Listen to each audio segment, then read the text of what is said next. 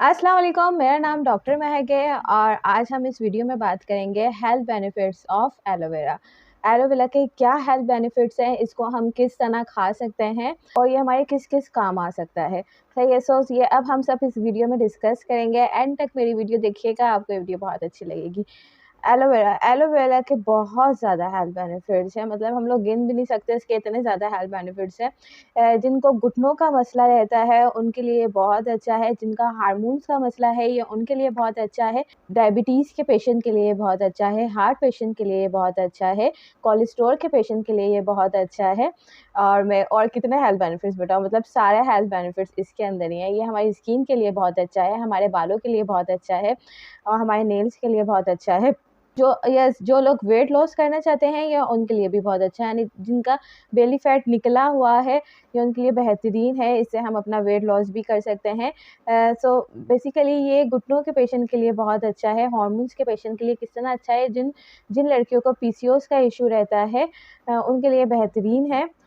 वो लोग इसको एम्प्टी स्टमक खाएँ मॉर्निंग में, ये उनके लिए बेहतरीन है। अब मैं ये बताऊँगी भी इसको आप लोगों ने खाना किस तरह। ये डायबिटीज़ के पेशेंट के लिए किस तरह अच्छा है, ये डायबिटीज़ से प्रिवेंट कराता है, यानी अगर आप लोगों की मेडिकल हिस्ट्री डायबिटीज़ पे, यानी आपके पेरेंट्स को डायबिटीज़ है या फिर आपके ग्रैंड पेरेंट्स को डायबिटीज़ है, तो ज़रूरी है, यदि आपकी जेनेटिक्स में डायबिटीज़ है, तो ज़रूरी है कि आप इस चीज़ का एहतियात करें कि आपको भी डायबिटीज़ हो सकती है।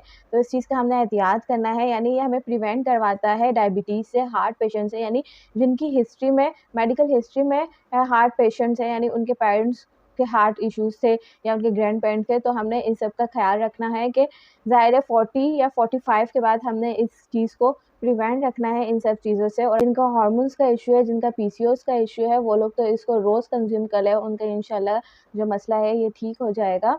और जिन लोगों को कोलेस्ट्रॉल का इश्यू रहता है, कोलेस्ट्रॉल उनका हाई रहता है, ये उनके लिए बेहतरीन है, कोलेस्ट्रॉल को नॉर्मल रखता है और वेट लॉस को ये नॉर्मल रखता है। अब ये है कि आप लोगों ने इसको किस तरह खाना है।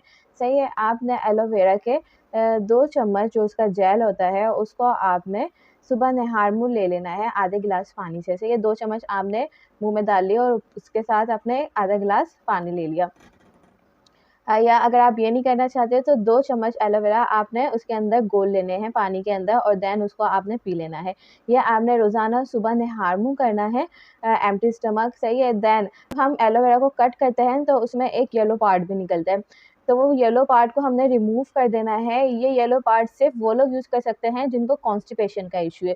यानी अगर आप लोगों को कॉन्स्टिपेशन का इश्यू है तो आप लोगों ने सुबह निहार मुँह 2 चम्मच एलोवेरा जेल ले लेना है और वो येलो पार्ट हिस्सा भी आप इसमें ऐड कर सकते हैं। लेकिन जिनको कॉन्स्टिपेशन नहीं है वो लोग ये येलो पार्ट को रिमूव कर देंगे एंड देन उसका जेल यूज़ करेंगे।